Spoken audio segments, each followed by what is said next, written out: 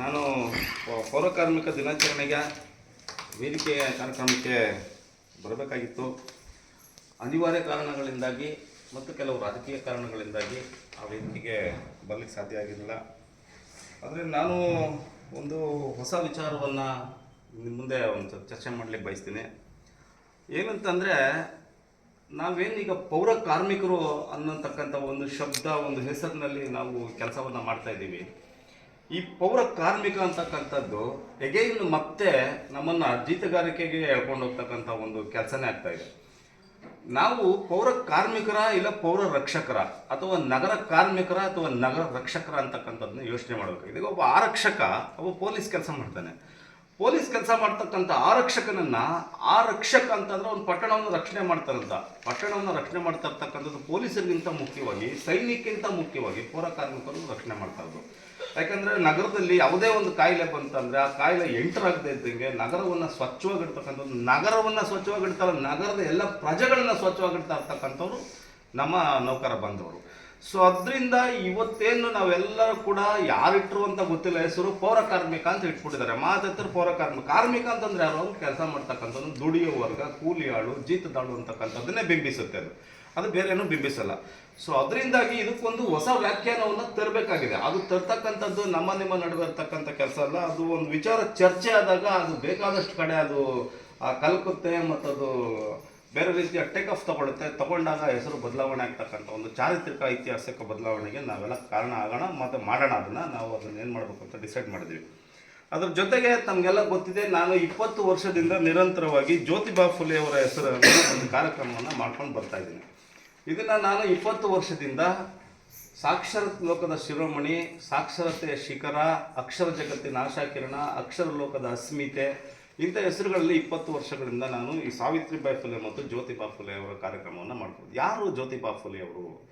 ಜ್ಯೋತಿಬಾ ಫುಲೆ, ಸಾವಿತ್ರಿಬಾಯಿ ಫುಲೆ ಯಾರು ಅಂತಂದರೆ, ಅವರು ಮೊದಲ ಬಾರಿಗೆ ಈ ಭಾರತ ದೇಶದಲ್ಲಿ ಈ ಶೋಷಿತ ಸಮಾಜದ ಮಕ್ಕಳಿಗೆ, SC/STಗಳ ಮಕ್ಕಳಿಗೆ, OBCಗಳ ಮಕ್ಕಳಿಗೆ ಮತ್ತು ಮಹಿಳೆಯರಿಗೆ ಶಾಲೆ ಇರಲಿಲ್ಲ, ಶಾಲೆ ತೆಗೆಯುವಂತಿರಲಿಲ್ಲ. ಶಾಲೆಯಲ್ಲಿ ವಿದ್ಯಾಭ್ಯಾಸ ಮಾಡಿದ್ರೆ ಅವನ ನಾಲ್ಗೆ ಕತ್ತರಿಸಾಕ್ಬಿಡಿ ಅಂತ ಕಾನೂನಿತ್ತು. ಮತ್ತು ಅವನೇನಾದ್ರು ವಿದ್ಯೆ ಕದ್ದರೆ ಅವನ ಶಿರಶ್ಛೇದನ ಮಾಡಿ ನೇತಾಕ್ಬಿಡಿ ಅಂತಲೇ ಕಾನೂನಿತ್ತು.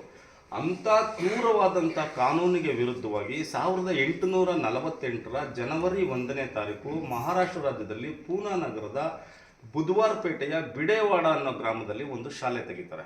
ಆ ಶಾಲೆಯಿಂದಾಗಿ ಇವತ್ತು ನಿಮ್ಮ ಮಕ್ಕಳಿಗೆ, ನೀವಂತೂ ವಿದ್ಯಾಭ್ಯಾಸ ಮಾಡೋಕ್ಕಾಗಿಲ್ಲ, ನಮ್ಮ ಅಪ್ಪನ ವಿದ್ಯಾಭ್ಯಾಸ ಮಾಡೋಕ್ಕಾಗಿಲ್ಲ, ನಮ್ಮ ಇಡೀ ಕುಟುಂಬದಲ್ಲಿ ನಮ್ಮ ಅಪ್ಪನ ವಿದ್ಯಾಭ್ಯಾಸ ಇಲ್ಲ, ನಮ್ಮ ಅಪ್ಪನಿಗಿಲ್ಲ ಅಂದರೆ ಅವ್ರ ಅಪ್ಪನಿಗಿರಲ್ಲ, ಅವ್ರ ಅಪ್ಪನಿಗಿರಲ್ಲ ಅಂದ್ರೆ ನಮ್ಮ ತಾತನಿಗಿರಲ್ಲ. 4 ತಲೆಮಾರು ಎಜುಕೇಷನ್ನೇ ಇಲ್ಲದೆ ಒದ್ದಾಡ್ತಾ ಇದ್ದಂಥ ಪರಿಸ್ಥಿತಿನಲ್ಲಿ, ಕ್ರೂರವಾದಂಥ ಪರಿಸ್ಥಿತಿನಲ್ಲಿ ಆ ತಲೆಮಾರಿನ ಜನರಿಗೆ ಅನುಕೂಲ ಆಗೋದಕ್ಕೋಸ್ಕರ ತಮ್ಮ ಇಡೀ ಲೈಫನ್ನೇ ಸ್ಯಾಕ್ರಿಫೈಸ್ ಮಾಡಿ, ತ್ಯಾಗ ಮಾಡಿ ಒಂದು ಶಾಲೆಯನ್ನು ತೆಗೆದರು.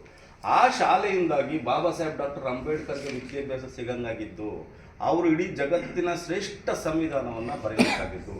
ಸೊ ಹಂಗಾಗಿ ಇಂಥ ಶಾಲೆ ತೆಗೆದಿರ್ತಕ್ಕಂಥವ್ರು ನಮಗೆ, ನಿಮಗೆ, ಇಡೀ ಭಾರತ ದೇಶದ ಸಮಸ್ತ ಜನರಿಗೆ ಪರಿಚಯ ಆಗಬೇಕಾಗಿತ್ತು. ಆದರೆ ಪರಿಚಯ ಆಗಿಲ್ಲ.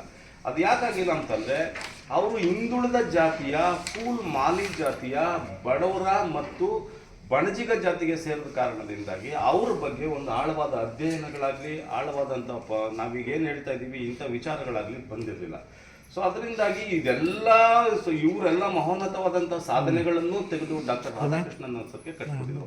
ಅದನ್ನು ನಾವು 20 ವರ್ಷಗಳಿಂದ ಎತ್ಕೊಂಡು ಅದನ್ನು ಬೆಂಗಳೂರು ಯೂನಿವರ್ಸಿಟಿ, ಮೈಸೂರು ಯೂನಿವರ್ಸಿಟಿ ಮತ್ತು ಬೇರೆ ಬೇರೆ ಯೂನಿವರ್ಸಿಟಿಗಳಲ್ಲಿ ಹಾಡಿನ ಮೂಲಕ, ಸಾಹಿತ್ಯದ ಮೂಲಕ, ನಾಟಕದ ಮೂಲಕ ಮತ್ತು ಈ ರೀತಿಯ ವಿಚಾರವಂತಿಕೆಯ ಮೂಲಕ ಈ ವಿಚಾರವನ್ನು ಕೈಗೆತ್ಕೊಂಡದ್ರಿಂದ ಅದೊಂದು ಪ್ರಚಲಿತವಾದಂಥ ವಿಚಾರ ಆಗಿ ಈಗ ಸಾವಿತ್ರಿಬಾಯಿ ಫುಲೆ ಜನ್ಮದಿನವನ್ನು ಆಚರಣೆ ಮಾಡಬೇಕು ಅಂತೇಳಿ ಸರ್ಕಾರ ಆದೇಶ ಹೊರಡಿಸಿದೆ. ಅದಕ್ಕೆ ಕಾರಣ ಆಗಿದ್ದು ಕನಕಪುರ ಮತ್ತು ನಮ್ಮ ಟ್ರಸ್ಟು. ಇಲ್ಲ ಅಂತಂದರೆ ಈ ವಿಚಾರನ ಯಾರು ಎತ್ತಾನೇ ಇರಲಿಲ್ಲ, ಈ ವಿಚಾರದ ಬಗ್ಗೆ ಮಾತಾಡೋರೇ ಇರಲಿಲ್ಲ.